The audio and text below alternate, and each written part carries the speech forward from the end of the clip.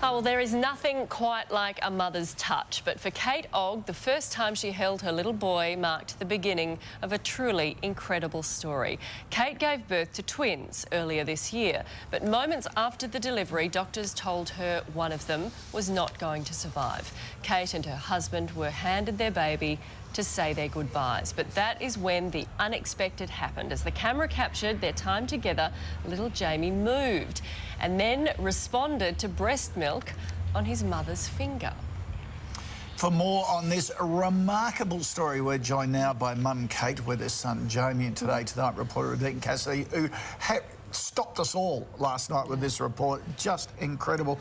Kate, an amazing story of survival. Yeah. Take us through the roller coaster of that hour or so. It's hard to believe. I mean, you want the birth of your babies to be a wonderful, joyous thing, and yeah, they just said he didn't make it, we've lost him, and handed him over so we could say goodbye. So we just thought that was it. And so you then took the cloth off and got him skin on skin. Tell us through that, what happened. I didn't want to, you know, go through the process of not having my baby without having held him at all, so I started taking my gown off and took his blanket off and put him on my chest, and I'd have a fever throughout the labour, so I was nice and warm because he had nothing but a hat on. So I put him on my chest and kind of arranged him there, and he wasn't moving at all. And we just started talking to him, telling him, you know, what his name was and that he had a sister and the things we wanted to do with him throughout his life, and gradually he started to respond. That is an amazing moment. Yeah. How long were you talking to him before he responded?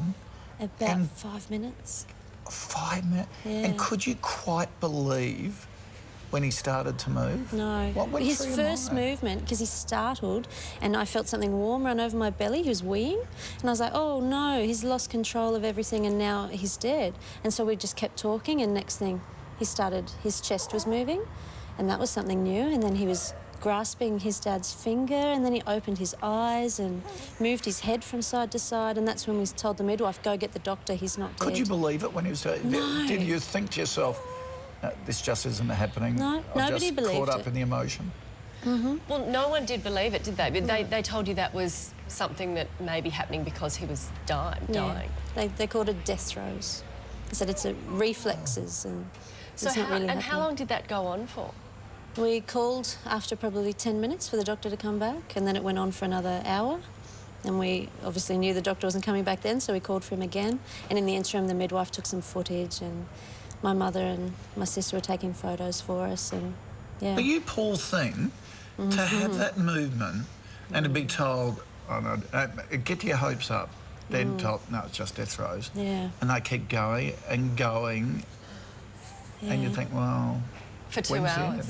Yeah. Eventually my husband said, go and tell the doctor we weren't ready to listen to his explanation of how the baby died. Can he come and explain again? And that's when he returned. Dean, how much of this do you think is the skin-on-skin contact thing that may have brought him back to life, or maybe a doctor's mistake? Look, I think it's hard to know, and I'm not a doctor, but I think the benefits of skin-on-skin have been proven time and time again. It started in Colombia, where they don't have the resources for premature babies, and this was encouraged. It's known to increase the baby's temperature, soothing, and it's also that comfort of a mother's warmth. But I think in this case, we've got to point out that it's really unusual for a premature baby at 27 weeks to be given that skin-on-skin, and the only reason Kate had that contact is because they thought the baby was dead.